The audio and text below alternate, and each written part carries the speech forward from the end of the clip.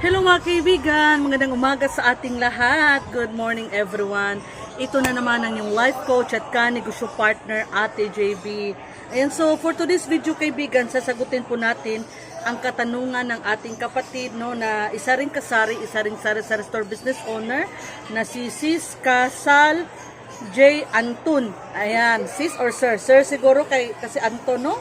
Kasal J. Anton. Ayan, so bago natin ibigay yung kanyang katanungan, bago natin sabihin kaibigan at sagutin, sana kung hindi ka pa nakasubscribe kay Ate GB, sana naman mag-subscribe ka na kay Ate GB and then pakihit na rin notification bell para mapanood mo rin yung other videos ko na tiyak makakatulong sa iyong pag-asenso. Sana kaibigan, pakishare na rin, no, para mas marami pa tayong matulungan. Sana please po, don't skip the ads, no? Malaking tulong po ito sa amin ng aking family. And gusto ko rin magpasalamat, no, kasi kahapon nag-live po tayo.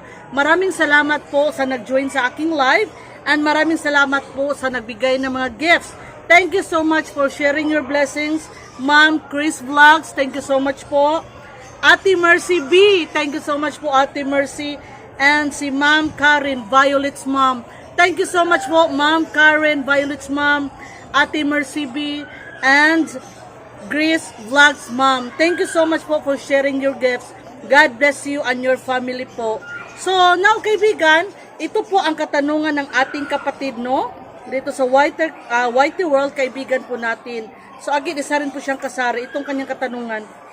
Hello po Ate JB. Bakit po ako masipag naman magtindera? Bakit maliit pa din binta ko sa araw-araw po? Ayan. So ang concern ng ating kapatid, masipag naman daw siya magtinda, pero bakit daw maliit ang kanyang binta? Mahina ang kanyang bintahan.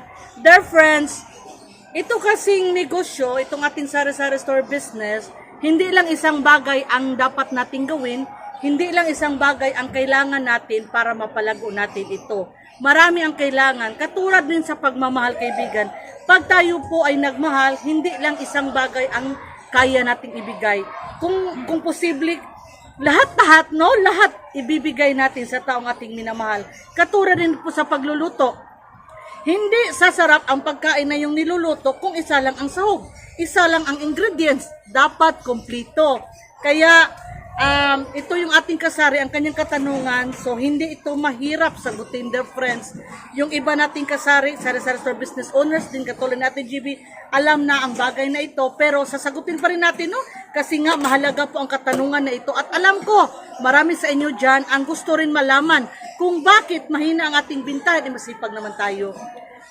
Ganito po kasi yun.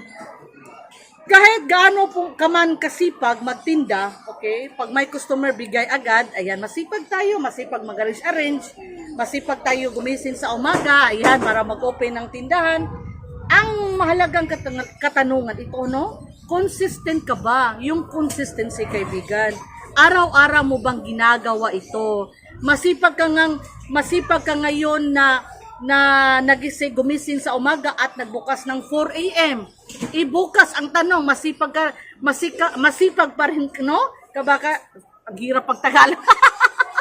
Bisaya po kasi yung lingkod si Ate GB, sorry po. So ang tanong, bukas, masipag ka pa rin ba? O diba, dapat consistent tayo. Yung iba kasi ngayon, nagbubukas ng 5 a.m. Kasi sinipagan talaga nila, no? So, 5 a.m. sila na bukas. Tomorrow, 6 a.m. na. The next day, balik na naman 5 a.m. So, hindi consistent ang kasipagan sa pagbubukas. Ay malilito si customer. Mawawalan tayo ng potential customers, kaibigan, mga suki. Pag tayo ay hindi consistent sa ating kasipagan. At ito pa, mga kaibigan, mahalaga pa. Kahit gaano ka man kasipag magtinda, ang tanong, kumpleto ba ng stocks ay yung tindahan? O, di ba? Mahalaga na kumpleto ang stocks. Lalo na kaibigan sa mga bagay na hindi fast moving. Bakit ko ito nasabi? Kasi most of us, ang itinitinda lang, yung mga fast moving, katulad ng mga nakikita nyo sa aking likuran. Ito yung kadalasang itinitinda ng mga sari-sari store business owners. Kaibigan, dapat magtinda ka rin ng ibang produkto. Kumpleto dapat ang iyong tindahan. Yung mga tinatawag natin na hindi fast moving products. Yung mga produkto na minsan nang may maghanap, Kasi mga produkto ito yung dahilan kung bakit hindi lahat ng sari-sari store owners nagtitinda ng mga produktong ito kasi nga kaunti lang naghahanap. Hindi siya fast moving. Ipapakita ko sa inyo ha. Katulad nito. Ayan. Ipapakita ko sa inyo. Ikaw ba nagtitinda ka ba ng tsinelas katulad kay Ate GB? Ito yung mga tsinelas na itinitinda ni Ate GB, dear friends. Ikaw ba nagtitinda ka ba ng walis? Yan. Ito yung mga walis kaibigan na itinitinda ni Ate GB. Alam naman natin, hindi araw-araw may bumibili, may maghanap ng walis, di ba? Alam natin na hindi araw-araw may maghanap ng tsinelas. So, dapat talaga kaibigan, no? Kahit hindi fast-moving ang isang produkto, dapat magtinda pa rin po tayo. Kung gusto nating lumakas yung ating bintahan, o di ba? Ngayon kaibigan, pag hindi ka magtinda ng mga produktong ito, kahit gaano ka man kasipag, sure, kaunti lang or hindi malaki yung chance na dadami yung customers. Kasi nga, yung iba, kahit minsan man na maghanap, pero maghanap talaga. Siguro isang business, isang buwan, may maghanap ng tsinelas sa'yo. Ayan, pag wala kang maibigay, mawawalan ka ng customer. Kaya, kung gusto mong lumakas sa iyong bintahan, yung kasipagan mo, sabayan mo na rin ng pagtinda ng mga produktong hindi fast moving. Ayan, pero kung maliit lang yung puhunan o natatakot ka na mabuta na expiration dates kasi merong mga produkto may expiration dates, konti lang bilhin mo, 1, 2 piraso. Ang importante, pag may maghanap, may maibigay po tayo. And then, ito pa kaibigan ha, kahit gaano ka man kasipag, dear friends, no, kahit gaano ka man kasipag, pero hindi maganda ang relasyon, ang pakikitungo mo sa iyong customers, masungit ka, hindi ka palangiti, hindi ka smiley. Ako kaibigan, kahit masakit ang ulo ko, masakit ang ngipin ko, ngumingiti pa rin ako sa mga customers. Dapat, kahit anong man yung problema natin sa loob ng bahay, sa ating sarili, huwag natin ipahalata, huwag natin ipadama kay customers, ha? Kasi kaibigan, pag na-feel nila ito, mawawalan sila ng gana na bumili sa'yo.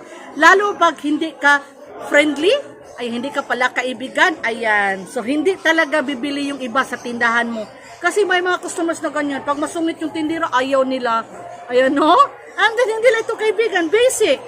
Masipag ka magtinda, pero mahal ang yung mga produkto. Sinong bibili sa'yo? Oh, hindi lalakas sa iyong bintahan. Ayan. Ito pa kaibigan, no? Alam ko marami sa iyo. Siguro ang tutol dito kaibigan, no? Hindi sasang-ayon kay TGB. Hindi ka nagpapautang. Ikaw ba kaibigan, pagpunta mo sa isang tindahan, umutang ka, tapos hindi ka pinautang, ngayon may pera ka na, bibili ka ba sa tindahan na yun? Doon ka talaga bibili kung saan ka pinautang. O, diba? Ako, nung walang-wala ako, wala akong pera noon kasi hindi pa dumating yung sahod ko, tapos umutang ako sa'yo. Hindi mo ako pinautang. Yung kakumpetensya mo, pinautang ako. Ngayon na may sahod na ako, sa tingin mo, saan ako bibili? Doon talaga sa naawa sa akin. Nung wala pa akong sahod, pinautang ako, doon ako bibili. Ayan, so maganda ang magpautang kaibigan. Huwag kang matakot, piliin mo lang ng mabuti. Hindi naman kawalan yung mga customers na pag hindi pinautang, hindi binili, hindi bibili sa tindahan at hindi sila kawalan. Pero aminin na natin, malaking tulong pa rin sila. Kasi pag may pira na sila, diyan sila bibili sa tindahan mo. Hindi man lahat, pero most of them. Sorry na abo ako, no? So, busy si Frances, may mga customers tayo. Ako nagvi-video. Sana all may tumutulong sa atin, no? Ayan. So, again, kaibigan, ha? Kulang ang pagsisipag natin. Kulang ang sipag natin. Merong kasabihan, daig ng maagap ang masipag. O, di ba?